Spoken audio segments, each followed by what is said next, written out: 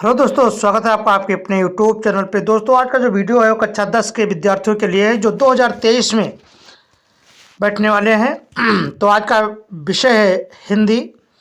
हिंदी बहुत ही important subject है। तो आज का ये सबसे सुपरहिट मॉडल पेपर आपके लिए तैयार किया गया है जो 2023 के परीक्षार्थियों के लिए लाभदायक है। तो दोस्तों, चलते हैं बिना देरी के हुए आपको आपके अपने मॉडल पेपर की तरफ। तो ये निर्देश देखिए, ये है आपका हिंदी का निर्देश।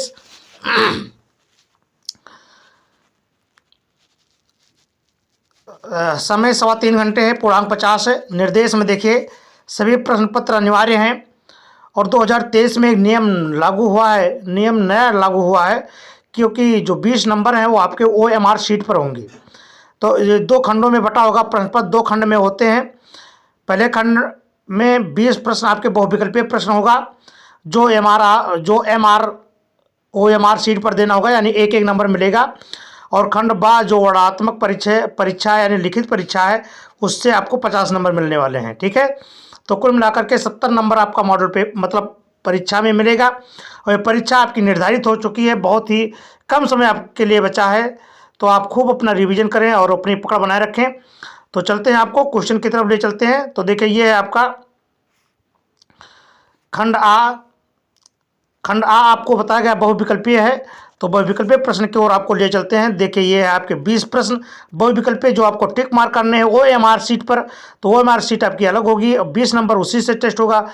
फिर उसके बाद में आपकी जो लिखित वाली परीक्षा वो बाद में होगी, मैंने इसी वक्त होगी, लेकिन पहले ये आपको जमा कर देना होगा। तो चलते हैं, आपको ले चलते हैं इसी विकल्प की दुनिया में। ये देखिए, आपका ये प्रश्न आ गया।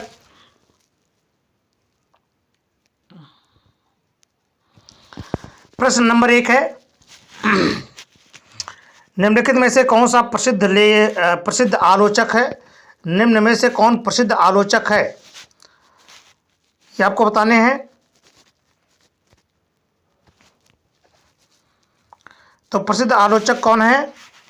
मुंशी प्रेमचंद, महादेवी वर्मा, आचार्य रामचंद्र शुक्ल या जयशंकर प्रसाद जी।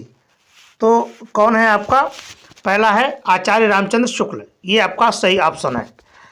खड़ी बोली के प्रथम गद्य की रचना मानी जाती है, तो इसमें कौन सा ऑप्शन सही है? गोरा बादल की कथा, ये आपका ग ऑप्शन सही है। ठीक है, यानी खड़ी बोली के प्रथम गद्य रचना मानी जाती है कौन? गोरा बादल की कथा। तीसरा है, पृथ्वी के सप्तर्ष मंडल के लेखक कौन हैं? तो सप्तर्ष मंडल के लेखक जो हैं वो आपके हैं डॉक्टर संपूर्णानंद, यानी डॉक्टर संपूर्णानंद, ये ग ऑप्शन। ठीक है, चलिए अगले विकल्प की तरफ बढ़ते हैं हम लोग।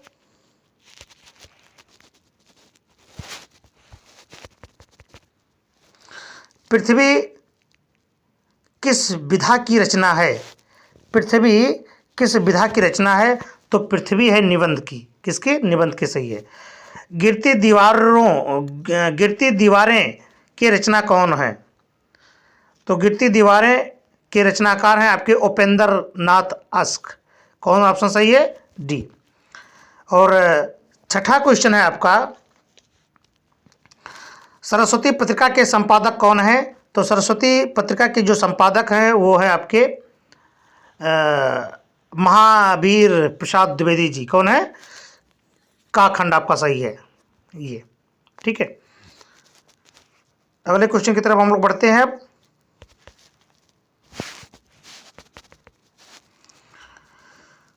सुमित्रा नंदन पंत की रचना कौन है?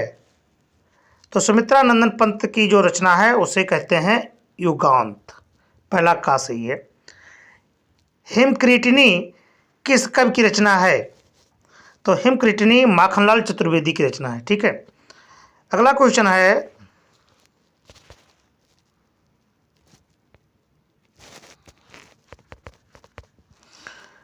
रस का नाम बताइए। ये आपसे पूछा जा रहा है कि रस का कौन सा नाम है?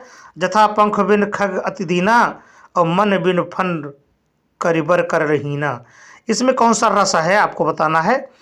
तो ये रस है आपका करुण रस। कौन सा रस है? करुण रस। मुख मयंक सम मंजु मनोहर पंक्ति में कौन सा अलंकार है?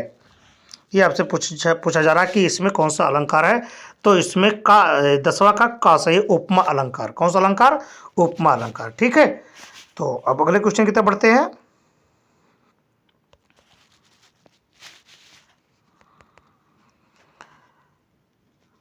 छंद शास्त्र में वर्ण है।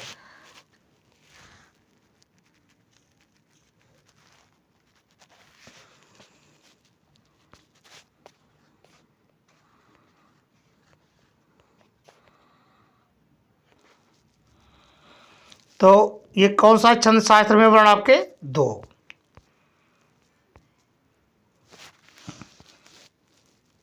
ठीक है, ये सही है। फिर है निष्कपट शब्द में उपसर्ग क्या है? तो ये इसमें है आपका निस। क्या है? NIS, मतलब निस है। ये गाखंड आपका सही है। फिर कह रहा है अनुज शब्द को स्त्रीवाचक बनाने के लिए किस प्रत्यय का प्रयोग किया जाता है? तो ये बड़ा आ का शब्द, अनुज शब्द का स्त्रीवाचक बनाने के लिए कौन सा बड़ा आ का प्रयोग किया जाता है? क्लियर? चलिए अगले क्वेश्चन की तरफ बढ़े हैं।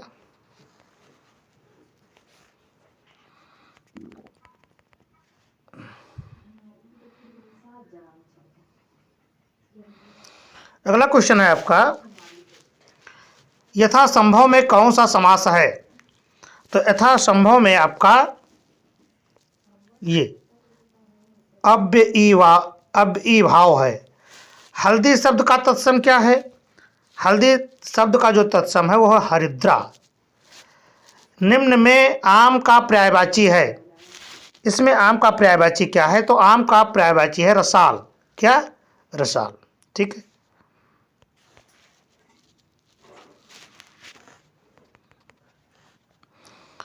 अगला क्वेश्चन है यद्यप का संधि विच्छेद है। यद्यप का संधि विच्छेद क्या है? तो यदि धन अपि, यद्यप। ठीक है, पहला है मधुनो शब्द मधु की कौन सी विभक्ति एवं वचन का रूप है? ये आपको बताने हैं। तो ये है सप्तमी विभक्ति और द्विवचन। ये अगले क्वेश्चन की तरफ चलें।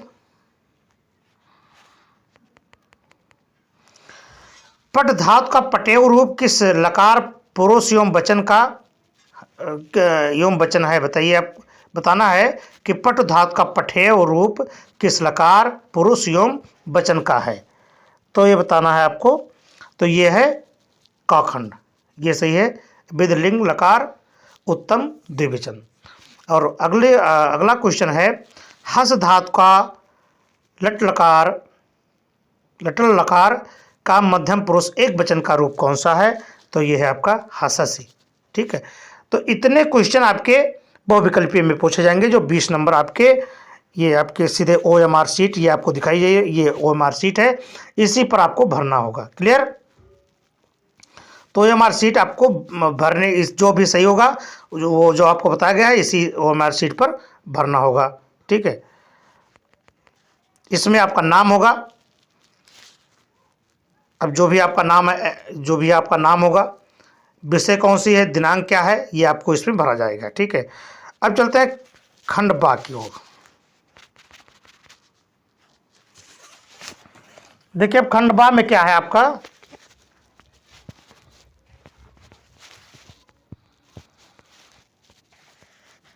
ये अब आ गया खंड बा। खंडवा में देखिए, ये अब खंडवा में कुछ गद्यांश हैं। ये देखिए, ये आपके गद्यांश हैं। टिकार निम्नलिखित गद्यांशों में से किसी एक के नीचे दिए गए प्रश्नों के उत्तर दीजिए। आपको गद्यांश दिए गए, इनमें से आपको प्रश्न के उत्तर देने होंगे।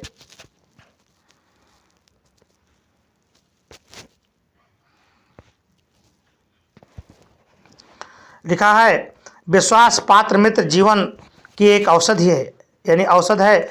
इसमें अपने मित्रों से वह आशा नहीं रखनी चाहिए कि वो उत्तम संकल्पों में हमें दृढ़ करेंगे, दोषों और त्रुटियों से हमें बचाएंगे, हमारे सत्य, पवित्रता और मर्यादा के प्रेम को पुष्ट करेंगे। जब हम को मार्ग पर बैठेंगे तो वो हमें सचेत करेंगे, जब हम हतोत्साहित होंगे तो हमें उत्साहित करेंगे। सारांश यह है कि वो हमें उत्तमापूर्वक जीवन निर्वाह करने में हर तरह से हमारी मदद करेंगे। सच्ची मित्रता में उत्तम के उत्तम वैद्य की सी निपुणता की परख होती है। तो ये आपको जो गद्यांश दिया गया है, इसमें से बताया गया है कि उपरोक्त गद्यांश का संदर्भ लिखिए, फिर गद्यांश के रेखाचित्र की व्याख्या कीजिए। फिर तीसरा क्वेश्चन है कि व्यक्ति को अपने मित्र से क्या उम्मीदें करनी चाहिए। तो ये गद्यांश को आप पढ़ेंगे और गद्यांश को पढ़ने के बाद में इसका संदर्भ सहित उत्तर है आपको दिया जाएगा। तो देखिए, ये है संदर्भ सहित उत्तर इसका। प्रस्तुत गद्यांश हमारी पाठ्यपुस्तक के गद्य खंड के संकलित मित्रता नामक पाठ से लिया गया है। ये जो आपका गद्यांश था किसका है? मित्रता पाठ का है। और इसके लेखक आपकी कौन है? आचार्य रामचंद्र शुक्ल जी हैं।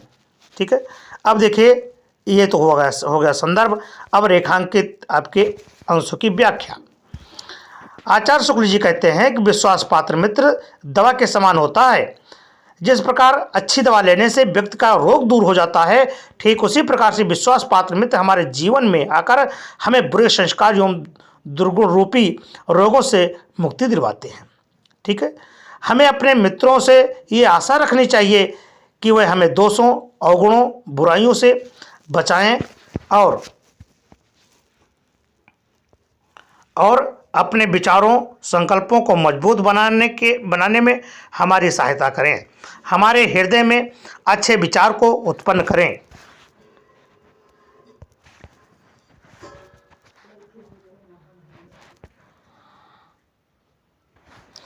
हमें अपने मित्रों से आशा रखनी चाहिए कि वह हमें दोषों, अवगुणों और बुराइयों से बचाएं और हमारे विचारों व संकल्पों को मजबूत बनाने में हमारी सहायता करें। हमारे हृदय में अच्छे विचारों को उत्पन्न करें और हमें हर प्रकार की बुराइयों से बचाते रहें। हमारे मन में सत्य, मर्यादा और पवित्रता के प्रति प्रेम विकसित करें। यदि हम किसी कारणवश या लोभवश किसी गलत मार्ग पर चल पड़ें, तब वे हमारा मार्गदर्शन करें और हमें गलत राह पर चलने से बचाएं।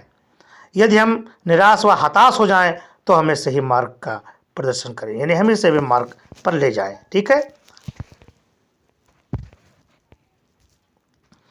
चलने के लिए प्रोत्साहित करें। तात्पर्य यह है कि वह हमें हर प्रकार से उत्तम जीवन जीने के लिए प्रेरित करें। लेखक सच्चे मित्र के गुण बताते हुए कहता है कि सच्चा मित्र एक कुशल वैद्य के समान होता है। जिस प्रकार एक उत्तम वैद्य रोगी के नब्ज देखकर ही उसके रोग का पता लगा लेता है, उसी प्रकार एक सच्चा मित्र भी प्रेम के हाव भाव व उसके लक्षणों को देखकर उनके गुण दोषों की परख कर लेता है तथा उसका सही मार्गदर्शन करके उसको भटके हुए मार्ग से बचा लेता है। जिस प्रकार एक अच्छी माता पुत्र के सभी कष्टों को धैर्य से सहन करके अपने पुत्र को सही मुसीबतों से बचाती है तथा कोमलता से उसे समझा बुझाकर फुसलाकर सही मार्ग पर चलने के लिए प्रेरित करती है, ठीक उसी प्रकार से मित्र की खोज मनुष्य को करनी चाहिए। यानी ऐसा मित्र बनाना चाहिए जो आपको सही राह दिखा सके। अभी नाई कि वो बीड़ी पियत हो तो तुमका बीड़ी पियाई दे। इसमें एक अच्छे वैद्य की परख तथा अच्छी माँ जैसा धैर्य व कोमलता हो, तभी मानव का जीवन दिनों दिन उन्नति को प्राप्त करेगा। एक क्वेश्चन और कह रहा था इसमें कि व्यक्ति को, तो तीसरा इसमें है, व्यक्ति को अपने मित्र से यह उम्मीद करनी चाहिए कि वो उसे संकल्पवान बनाएगा, अच्छे कार्य के लिए प्रेरित करेंगे, मन में अच्छे विचार उत्पन्न करेंगे, बुराइयों और गलतियों से बचाकर मानवीय गुण प्रगाढ़ करने तथा अच्छे मार्ग पर चलने के लिए प्रेरित करेंगे, वह हमें उत्साहित भी करेंगे। ठीक है, तो ये तो था आपका गद्य का। अब अगला क्वेश्चन है, निम्नलिखित पद्यांशों में से किसी एक पद्यांश के नीचे दिए गए प्रश्नों के उत्तर दीजिए। ये आपको पद्यांश दिए गए हैं। देखिए, निर्गुण कौन देश कौवासी, मधुकर कहे समझाए सौह दे, बूझत साँच नहासी, कौना जनक कौन है जननी, कौन नारी को दासी, कैसो वर्ण भेष है कैसो कहीं रस के अभिलाषी, पयंगो पुण्य कियो आपनो, जो रे कर्यो गोगासी और सुनत मौन होए रही हो बाबरो सूर सबे मतिनासी। इसमें ये आपका पद्यांश है। इसमें पद्यांश से पूछा जा रहा है, पद्यांश प्रस्तुत पद्यांश में सूरदास ने गोपियों के माध्यम से किसका खंडन व मंडन किया है। दूसरा प्रश्न आपसे पूछा जा रहा है, प्रस्तुत पद्यांश में गोपियां उद्धव से क्या क्या प्रश्न करती हैं और प्रस्तुत पद्यांश में कौन सा अलंकार है। तो ये 3 क्वेश्चन ये पद्यांश से ले गए हैं।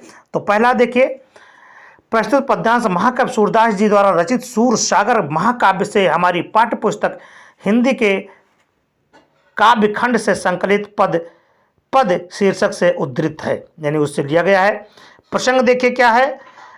प्रसंग, प्रस्तुत पद्यांश में सूरदास ने गोपियों के माध्यम से निर्गुण ब्रह्म की उपासना का खंडन और सगुण कृष्ण की भक्ति का मंडन किया है। ठीक है, अब व्याख्या क्या है। गोपियां भ्रमर की अन्योन्यक्ति के माध्यम से उद्धव को संबोधित करते हुए कहती हैं कि हे उद्धव, हे निर्गुण ब्रह्म किसी देश के वासी हैं। ये निर्गुण ब्रह्म किस देश के वासी हैं? हम तुम्हें सौगंध देकर पूछती हैं कि तुम हमें सच सच बताओ, हम कोई हंसी मजाक नहीं कर रही हैं। तुम यह बताओ, कौन उसका पिता है, कौन माता है, कौन स्त्री है, कौन उसकी दासी है, उसका रंग रूप कैसा है, उसकी वेशभूषा कैसी है तथा वह किस रस की इच्छा रखने वाला है। गोपियां उद्धव को चेतावनी देती हुई कहती हैं कि हमें सभी बातों का ठीक ठीक उत्तर देना। गोपियां कहती हैं, या तुम हमसे कपट करोगे तो उसका परिणाम तुम्हें अवश्य भुगतना पड़ेगा। सूरदास जी कहते हैं, गोपियों के इस प्रकार व्यंग्यात्मक तर्कपूर्ण प्रश्नों को सुनकर के उद्धव स्तंभ हो जाते हैं, यानी चकित हो जाते हैं।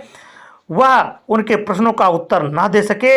ऐसा प्रतीत हो रहा था मानो उनका सारा ज्ञान समाप्त हो गया हो। गोपियों ने अपने वाक चातुर्य से, यानी चतुराई से ज्ञानी उद्धव को परास्त कर दिया, अर्थात उद्धव का सारा ज्ञान अनपढ़ गोपियों के सामने नष्ट हो गया। काव्य सौंदर्य क्या है। प्रस्तुत पद्यांश में कवि ने गोपियों द्वारा निर्गुण ब्रह्म का उपहास अत्यंत व्यंग्यात्मक तथा तार्किक ढंग से प्रस्तुत किया है। भाषा कैसे लिखी उन्होंने, ब्रज में है, गुण माधुर्य है, छंद गेय पद, शैली मुक्तक, रस वियोग श्रृंगार एवं हास रस है। अलंकार इसमें पूछा गया था कि अलंकार कौन है, तो अनुप्रास अलंकार है। समझाए सोए कैसो के पवैनो पवैगो पुण्य और सुनत मौन में क्रमशः का सा पा और ना वर्ण की पुनरावृत्ति हुई है। यहाँ पर कौन सा अलंकार है, अनुप्रास अलंकार है। ठीक है।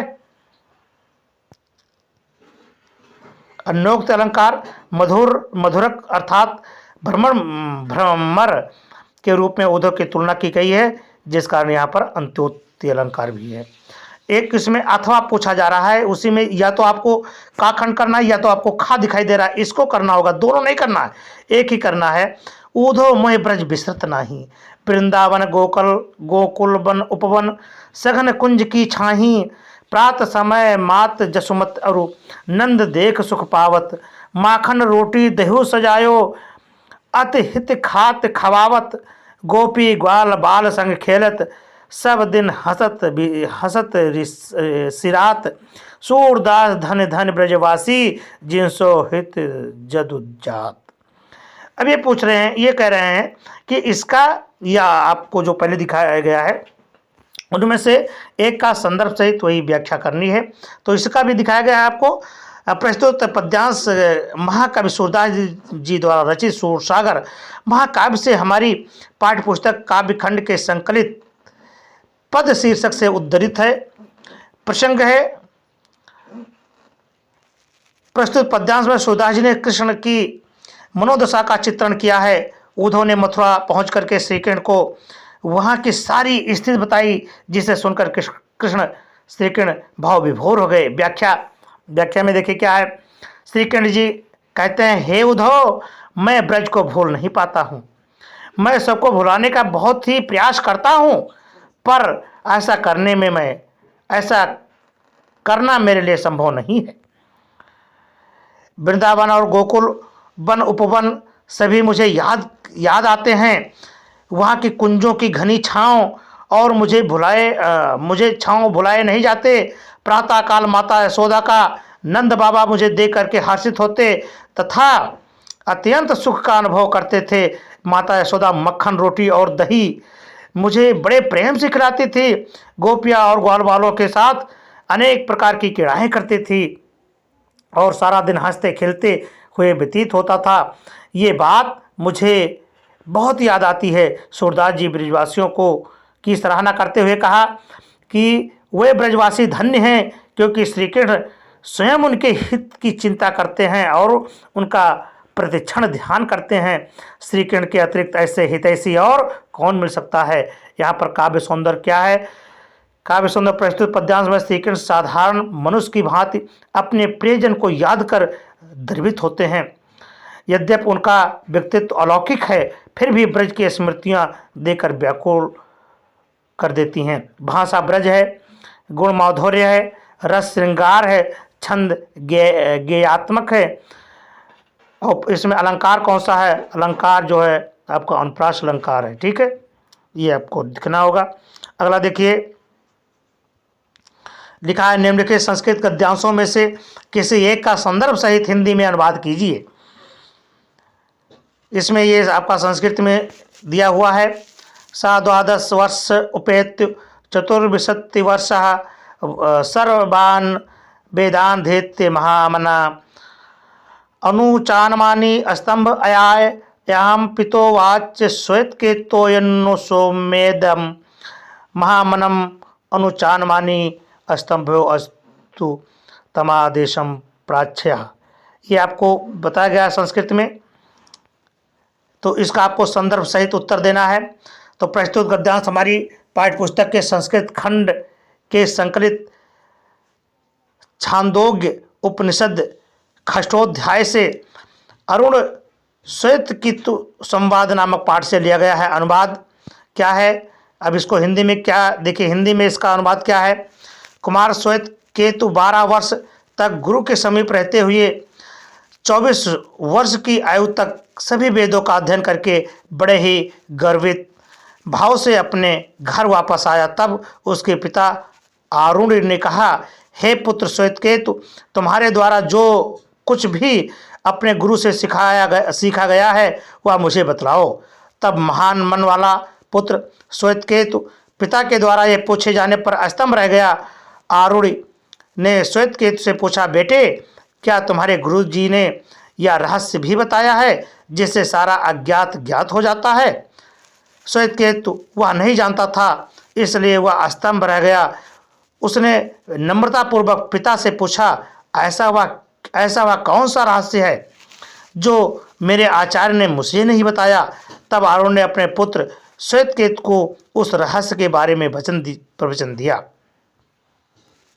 ठीक है, ये है श्लोक का अर्थ। ये दूसरा है अथवा भी करके है इसमें। तस्त्या वार्ता श्रुतम चतुरा ग्रामीणा एक्थयत भो वयम अशिक्षिता भवान च शिक्षिता वयम अल्पज्ञा भवानाम न भोग्या। तो ये जो आपका अथवा दिया गया है उसका भी आपको ये अर्थ दिया गया है। प्रस्तुत पद्यांश में आपको बताया गया है कि किस पाठ से लिया गया है। प्रबुद्धो ग्रामीण नामक पाठ से लिया गया है। इस गद्यांश में ग्रामीण की चतुराई को हास्य ढंग से प्रस्तुत किया गया है। ग्रामीण और शहरी के बीच में पहली बूझने का वर्णन है। एक बार बहुत से मनुष्य रेलगाड़ी पर सवार होकर के नगर की ओर जा रहे थे। उसमें कुछ ग्रामीण और कुछ शहरी व्यक्ति थे। उनके मौन रहने पर एक शहरी ने ग्रामीण की उपहास करते हुए कहा, ग्रामीण आज भी पहले की तरह अशिक्षित और मूर्ख हैं। न तो उनका विकास हुआ और ना ही हो सकता है। उसकी इस तरह की बातें सुनकर के चतुर ग्रामीण बोला, हे सभी शहरी, आप ही कुछ कहें क्योंकि आप ही पढ़े लिखे हैं। यह सुनते ही शहरी ने घमंड के साथ उसकी गर्दन ऊंची उठाकर कहा, कहूँगा पर हमें पहले एक शर्त लगा देनी चाहिए। उसकी बात सुनकर के उस चतुर ग्रामीण ने कहा, अरे हम शिक्षित हैं, अरे हम अशिक्षित हैं, आप शिक्षित हैं। हम कम जानते हैं, आप बहुत जानते हैं। ऐसा जानकर शर्त लगानी चाहिए। हम आपस में पहेली पूछेंगे, यदि आप जवाब देने में असमर्थ होंगे तो आप 10 रुपये देंगे, यदि हम उत्तर न दे सके तो हम 10 रुपये के आधे 5 रुपये देंगे। ठीक है, ये है। अगला है आपका मेवाड़ मुकुट खंड का आपके अरावली की सर्ग आपको लिखना है। तो ये देखिए अरावली की सर्ग है आपकी। अरावली सर्ग खंड काव्य से आरंभ अरावली सर्ग से होता है, जिसमें अरावली पर्वत श्रृंखला के प्राकृतिक सौंदर्य का वर्णन किया गया है। यहाँ आरंभ में ही स्पष्ट हो जाता है कि मुगल सम्राट अकबर और राणा प्रताप के मध्य में हल्दी घाटी का युद्ध हो चुका है। महाराणा प्रताप इस युद्ध में पराजित हो गए थे और इस समय उन्होंने अरावली में शरण ली थी। अरावली पर्वत श्रृंखला भारतवर्ष के पश्चिमी भाग में फैली हुई है। शत्रुओं के आक्रमण को झेलकर भी अरावली मेवाड़ की रक्षा का भार संभालते हुए गर्व से खड़ा हुआ है। इस अरावली पर्वत की भूमि कभी ऋषि मुनियों और साधु संतों की वेदवाणी और वैदिक मंत्रों से गुंजित रहती थी, किंतु आज यह वीरों की शरण स्थली है।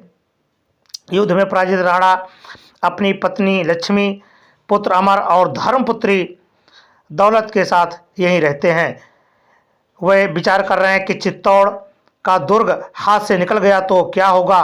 तो मतलब क्या हुआ, अभी मेवाड़ और अधिकांश भाग उनका ही है। उनका प्रण है कि जब तक मातृभूमि मेवाड़ को पूरी तरह स्वतंत्र नहीं करा लेंगे हम चैन से नहीं बैठेंगे। भगवान एकलिंग के प्रति गहरी आस्था होने के कारण उनमें देश, जाति और कुल की मर्यादा की रक्षा करने की इच्छा, शक्ति और स्वाभिमान बना हुआ है। स्वतंत्रता के इस असाधारण प्रेमी का मन इतना विशाल है कि वह शरण में आए हुए शत्रु को भी शरण देता है। राणा ने अकबर की पुत्री दौलत को अपनी धर्मपुत्री मानते हुए उसे शरण दी। राणा प्रताप, तो ये तो आपका, और राणा प्रताप का इसमें देखिए चित्रण भी किया गया है कि हमने राणा प्रताप के जीवन से केवल अंश काव्य में ही केवल उस अंश का काव्य किया है जो उनके जीवन में सबसे कठिन था। उनका मार्मिक चित्रण करके कवि ने पाठकों को झकझोर दिया। इस खंड काव्य के माध्यम से कवि ने अपने पाठकों को स्वतंत्रता का महत्व समझाया है। ठीक है, ये आप पढ़ते रहें।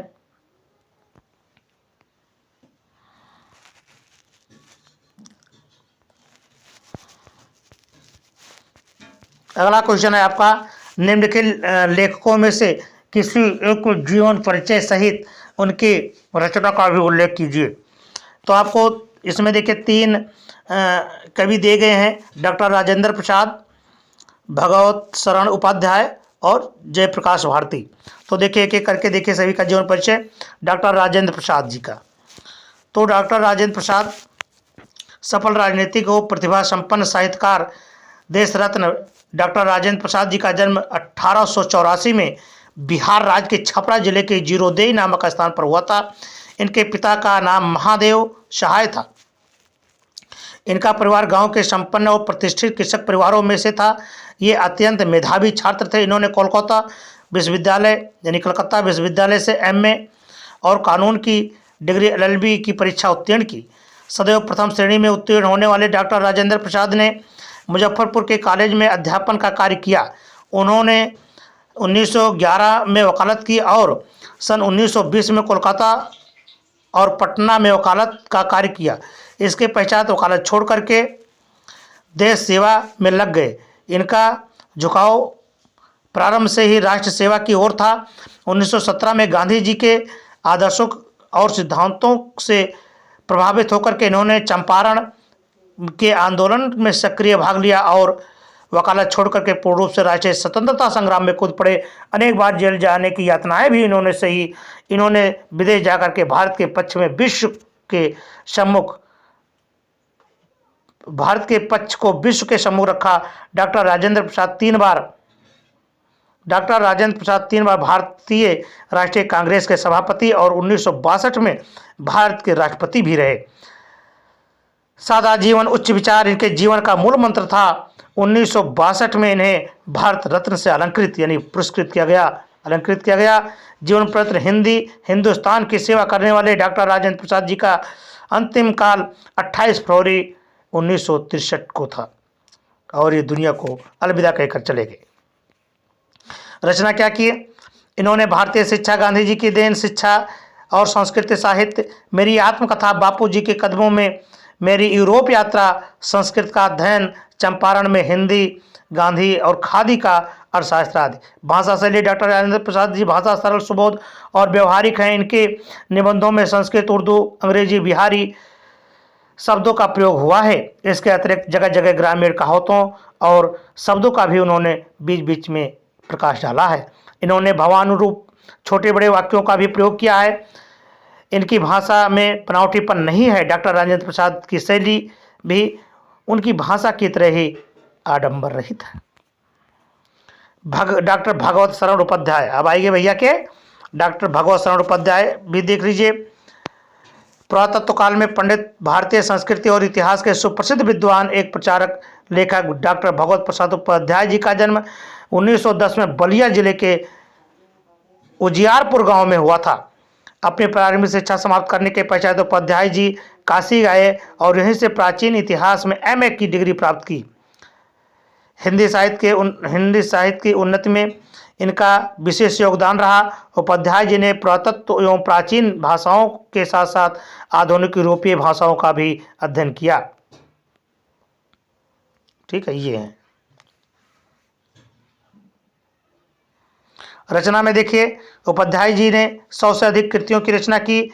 इनकी प्रमुख रचना इस प्रकार है: आलोचनात्मक ग्रंथ, विश्व साहित्य की रूपरेखा, साहित्य की कला, इतिहास पन्नों पर, विश्व को एशिया की देन, है ना, मंदिर और भवन आदि। ये है इनकी कृतियाँ। संक्षिप्त में देखा जाए तो भगवत शरण उपाध्याय का जन्म 1910 में, स्थान बलिया, है ना, ये सब। शिक्षा एमए, अजीब का प्रोफेसर एवं साहित्य सृजन। मृत्यु हुई कब? 1982 में। आलोचना, यात्रा साहित्य, पुरातत्व, ये उन्होंने लिखा। साहित्य में पहचान, भाषा, है ना। अगला कह रहा है, अगला प्रश्न, निम्नलिखित कवियों में से किसी एक कवि के जीवन परिचय को बारे में बताइए तथा उसकी रचना भी बताना है। तुलसी, ये है सूरदास, निराला जी, राम नरेश और सुभद्रा कुमारी चौहान। तो इन तीनों में से आपको किसी एक का लिखना है, तो सूरदास जी को ही ले लेते हैं। सूरदास जी देखिए, भक्तकालीन महाकवि सूरदास जी का जन्म रुकनता नामक ग्राम में 1478 ईस्वी में पंडित रामदास जी के घर में हुआ था। पंडित रामदास सारस्वत ब्राह्मण थे। कुछ विद्वान सिही नामक स्थान पर सूरदास का जन्म स्थल मानते हैं। सूरदास जन्म से अंधे थे या नहीं, इस संबंध में बहुत से विद्वानों का भी मतभेद चल रहा है। विद्वानों का कहना है कि बाल मनोवृत्तियों एवं चेष्टाओं का जैसा सूक्ष्म वर्णन सूरदास जी ने किया, वैसा वर्णन कोई जन्मांध व्यक्त नहीं कर सकता। इसलिए ऐसा प्रतीत होता है कि वे संभवतः बाद में अंधे हुए होंगे। ठीक है। सूरदास जी एक वल्लभाचार्य जी के दर्शन के लिए मथुरा से गौघाट आए और उन्हें स्वरचित पद गा करके सुनाया। वल्लभाचार्य ने तभी से उनको अपना शिष्य बना लिया।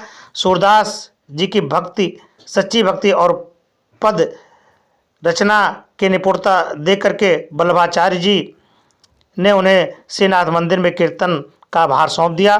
तभी से वो मंदिर उनका निवास स्थान बन गया। सूरदास जी विवाहित थे तथा विरक्त होने के बाद वे अपने परिवार के साथ भी रहते थे। वल्लभाचार्य जी के संपर्क में आने से पहले सूरदास जी दीनता का पद गाया करते थे तथा बाद में अपने गुरु के कहने पर कृष्ण लीला का गान करने लगे।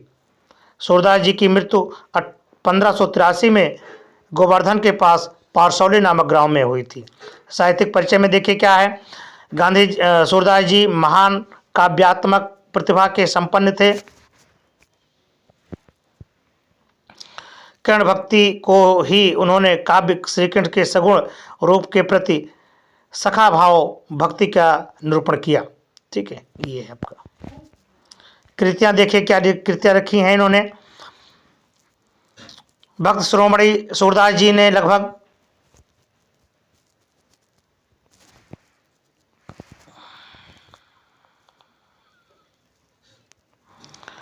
1.25 लाख पदों की रचना की है, जिनमें से केवल 8 से 10 हजार पद ही प्राप्त हैं। काशी नगरी प्रचारणी सभा के पुस्तकालय में ये रचनाएं सुरक्षित हैं। पुस्तकालय में सुरक्षित रचनाओं के आधार पर सूरदास जी ने ग्रंथों की संख्या 25 मानी है, किंतु इनके 3 ग्रंथ ही उपलब्ध हैं जो अग्रलिखित हैं। कौन कौन से? सूरसागर, सुरसावली और साहित्य लहरी। ठीक है, ये चीज़ आपको याद करना है।